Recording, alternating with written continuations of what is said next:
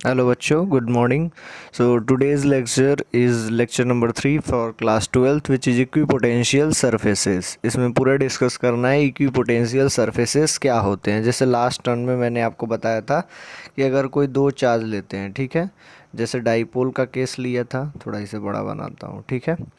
तो जब डाइपोल के इक्वेटोरियल पॉइंट पे हम पोटेंशियल निकाले थे, यहाँ पर इक्वेटोरियल पॉइंट पे, तो पोटेंशियल इसमें क्या आया था, इक्वेटोरियल पॉइंट पे पोटेंशियल आपको याद होगा V at equatorial is equals to zero आया था, ठीक है, जीरो आया था ना। तो ये वाले अगर पूरे प्लेन को कंसिडर किया जाए तो यहाँ पर पोटेंशियल क्या होगा, जीरो होगा। यानी ऐसा पोटेंशियल जो कि पूरे प्लेन पे क्या हो रहा है, कांस्टेंट हो रहा है, ठीक है। यहाँ तो जीरो था, स्पेशल केस है। अगर कोई ऐसा प्लेन रहे, ये मान लो प्लेनर, हर जगह पोटेंशियल की वैल्यू क्या हो, सेम हो, ठीक है, everywhere at the surface the value of potential is same. मान लो 40 वोल्ट है, ठीक है, तो पूरे सरफेस पे कितना है, 40 वोल्ट है। तो ऐसे सरफेस को क्या बोलेंगे हम, equi potential surface. Equi means equal and potential, you know it very well. So equi potential surface की ये बेसिक मीनिंग थी, ठीक है। Okay, now the definition is same, the surface at everywhere point of which the value of electric potential is same. इसके बारे में मैंने discuss कर दिया। अब ज़रा सा मैथमेटिकली इस चीज़ को डिस्कस करते हैं, ठीक है।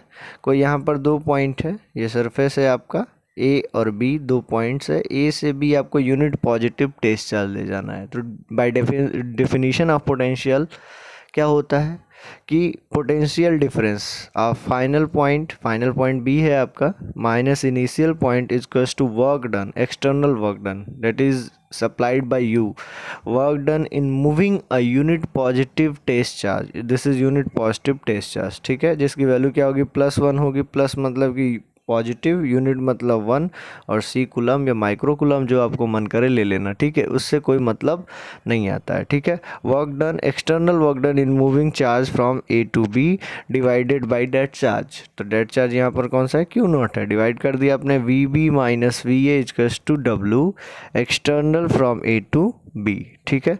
अब देखिए, क्योंकि ये इक्विपोटेंशियल सरफेस है, ऐसा मैंने मान लिया है थियरी में, तो क्या हो जाएगा, V B is equals to V A, therefore work done in moving a unit positive test charge from point A to point B is equals to zero. यानी कि हमें कोई एक्सटर्नल वर्क डन नहीं करना पड़ रहा है इक्विपोटेंशियल सरफेस पे किसी एक चार्ज को मूव करने के लिए, ठीक है।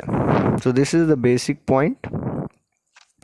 No work is done in moving a unit positive test charge from one point to another over an equipotential surface। जैसे क्वेश्चन आ जाता है 2 नंबर का कि there is a equipotential surface, ठीक है, कोई इक्विपोटेंशियल सरफेस है, इस पे +4 कूलम का एक चार्ज है, ठीक है। बताइए इस पॉइंट ए से पॉइंट बी पर पहुंचने के लिए कितना वर्क डन करना पड़ेगा। वो आपको दे देगा, इसका पोजीशन दे देगा, मान लीजिए 400, इसका पोजीशन दे देगा 600। तो आदमी हड़बड़ी में क्या करता है, इसका डिस्टेंस निकालता है और W=FDS कर देता है, फोर्स निकाल करके, ठीक है, इलेक्ट्रोस्टैटिक फोर्स। तो हमें यहाँ पर बेसिक कॉन्सेप्ट यूज़ करना है कि इक्विपोटेंशियल सरफेस, ऐसा सरफेस जिस पे पोटेंशियल डिफरेंस हर जगह सेम हो, इस पे हमारा वर्क डन, कोई वर्क डन नहीं करना पड़ता है, zero work done for moving charge from anywhere in this equipotential surface. कहीं भी आप घुमाइए चार्ज को, आपको कोई भी वर्क डन करने की ज़रूरत नहीं है, ठीक है। अच्छा, दूसरी पॉइंट जो है, electric field line and always perpendicular to equipotential surface. ये भी बहुत इंपॉर्टेंट है, इसको ज़रा समझिए, ठीक है। कोई भी इक्विपोटेंशियल सरफेस हो, ये मेरा प्लेन जो है इक्विपोटेंशियल सरफेस है, ठीक है। ये कैसे रखा हुआ है, ज़रा इमेजिन करना अपने बुक को इस तरीके से रख के, जैसे अपने हाथ को ऐसे रखना, ठीक है। तो इसमें क्या होगा कि ये जो इलेक्ट्रिक फील्ड लाइन होगी इस तरीके से क्रॉस करेगी, मतलब एकदम चीरती हुई जो जाएगी। इलेक्ट्रिक फील्ड लाइन और इक्विपोटेंशियल आपस में कैसे बनाते हैं, एंगल 90 डिग्री का बनाते हैं। और एग्जांपल लेते हैं इसको ताकि क्लियर हो सके आपको, ठीक है।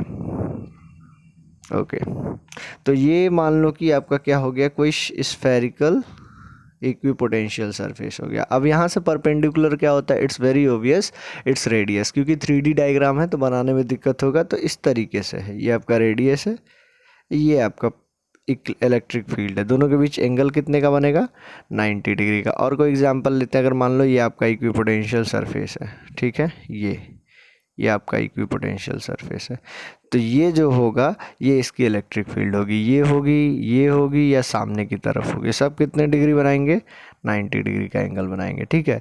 यानी सेकंड जो है बहुत इंपॉर्टेंट पॉइंट क्या है, the angle between electric field and electric field lines है, ठीक है, हाँ, are always perpendicular to equipotential surface, ठीक है। Third point, equipotential surfaces of a single point charge are concentric spherical surface centered at the charge. देखिए ये पहले भी मैं बता चुका हूँ, दोबारा से इसे जान लीजिए, ठीक है।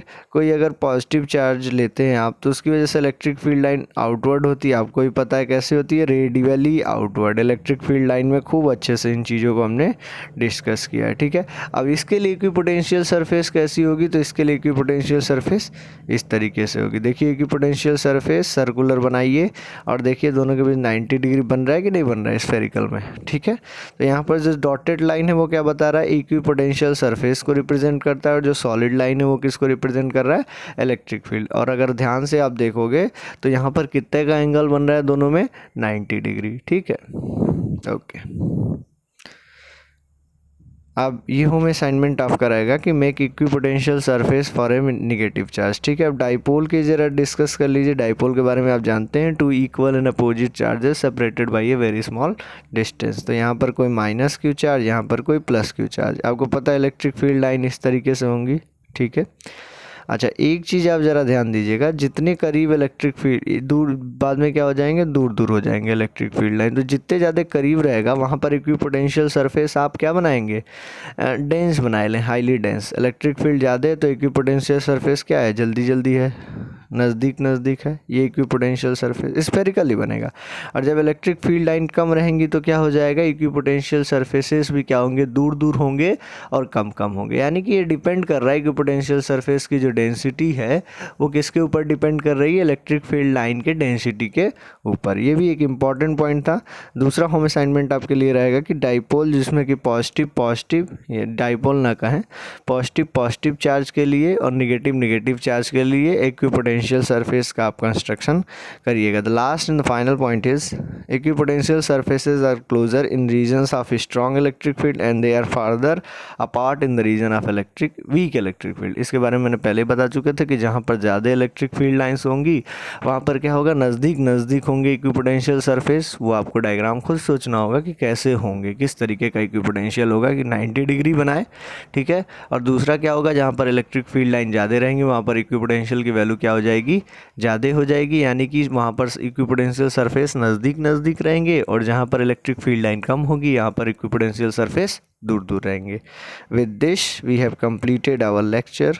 Thank you.